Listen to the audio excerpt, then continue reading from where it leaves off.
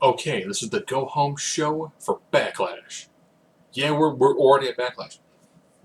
We begin with Daniel Bryan in the ring and the Women's Smackdown Championship, which I'm okay with because it's blue and white. The women's belt looks nice. They just changed the red to blue. It's fantastic. So they bring out all 6 women. First, Becky Lynch. Becky comes out and goes, I thought you were going to talk about Nikki first. He goes down, before I say anything, I love my sister-in-law. Don't forget to catch Total Bellas. So he actually made the plug before it. He's like, I gotta do a plug.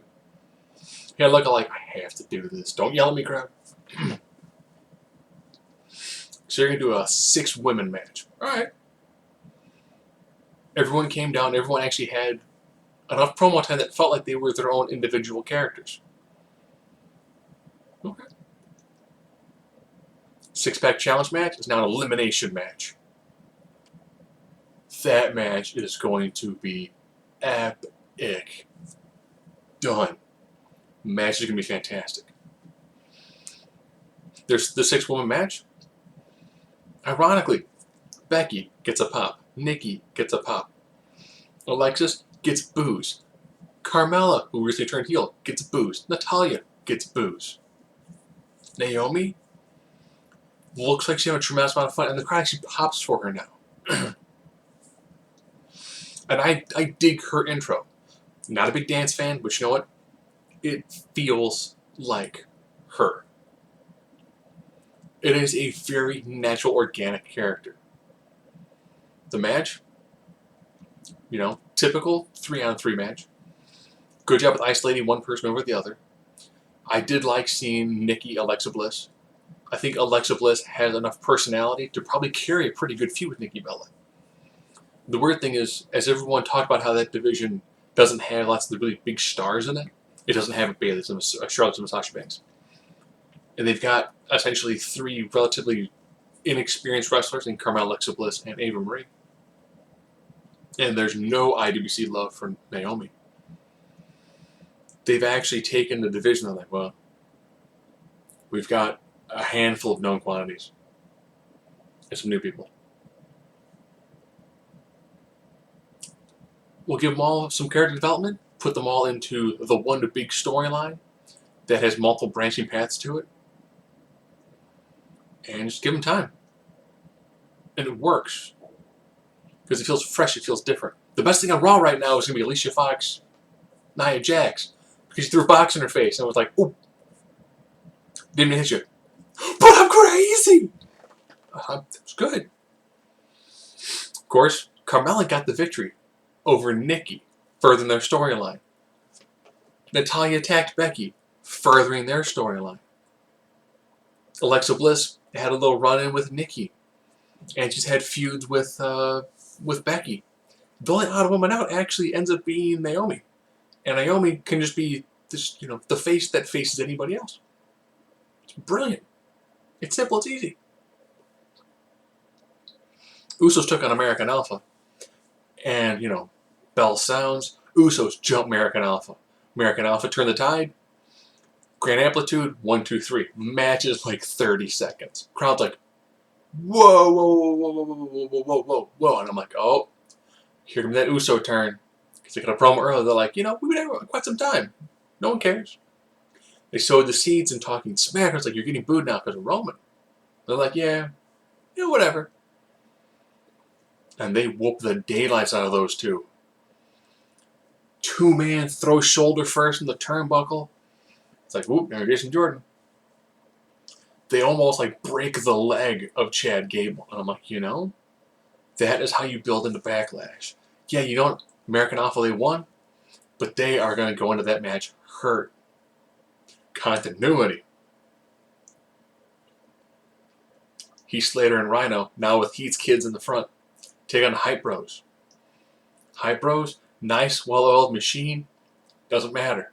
Because Heath Slater is riding a Rhino to victory. One of the greatest JBLisms I've heard in quite some time. And he celebrates with his kids in the front row. It's great. If you get a chance, Cage Side Seats has a thing called Heath Slater's Kids. It's a collection of gifts where it's like kids doing things to kids that look almost illegal, but they're kids, so it's cute.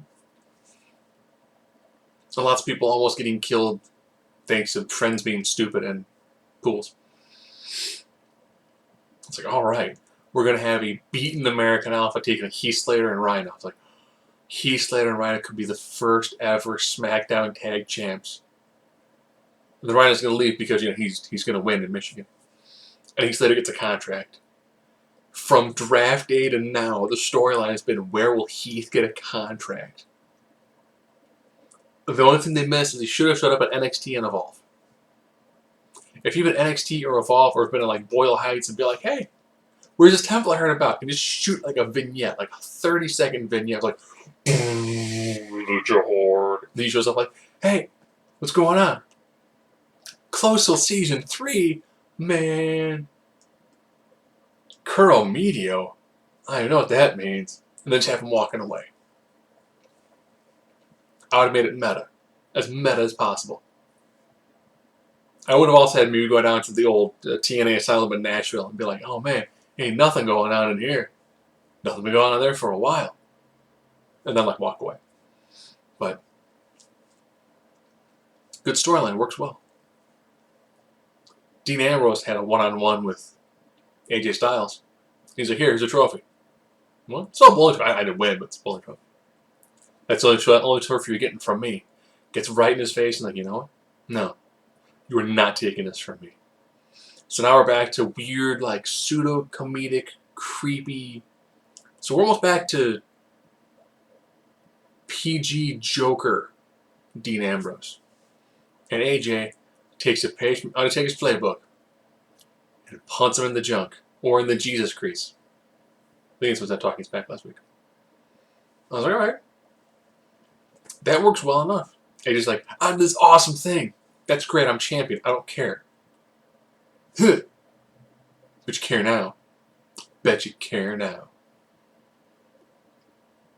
Probably the weakest AJ promo since this meeting with John Cena, but got the job done. I think those two are going to put a phenomenal match. Pun intended. Dolph Ziggler, The Miz. Ziggler takes on Apollo Crews, who got a phenomenal match in. This is the match he should have been having when they first brought him onto Raw. Shows athleticism, shows a lot of great moves.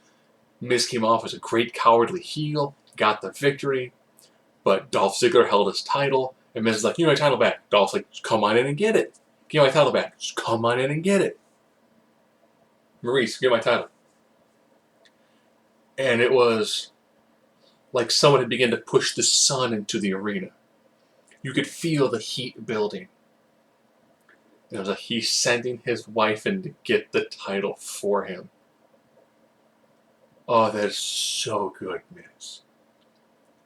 You're healing to a whole other level now. At this point in time, I'm almost thinking that you take The Miz and you have Baron Corbin go back to like hardcore, go back to the Indies, banter Corbin.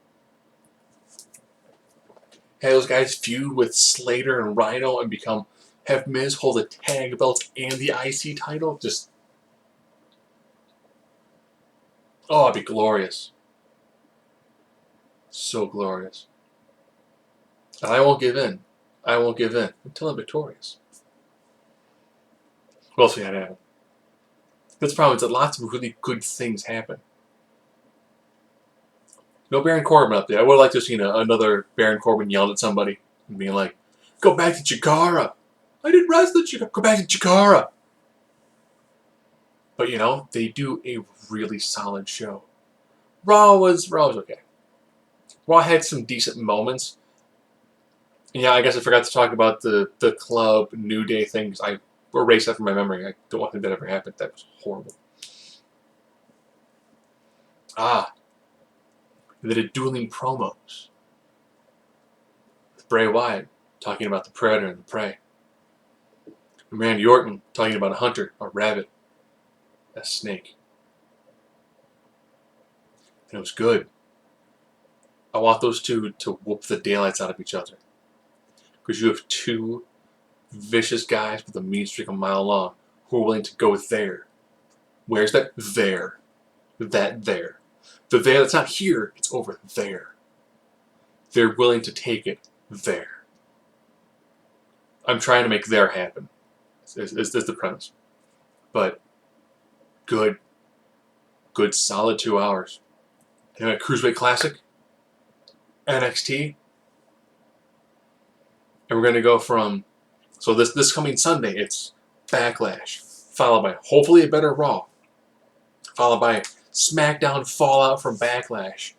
And then you got NXT. It's just they're hitting some good strides. The problem is there's so much. It's really easy to nitpick it and find whatever you want to not like.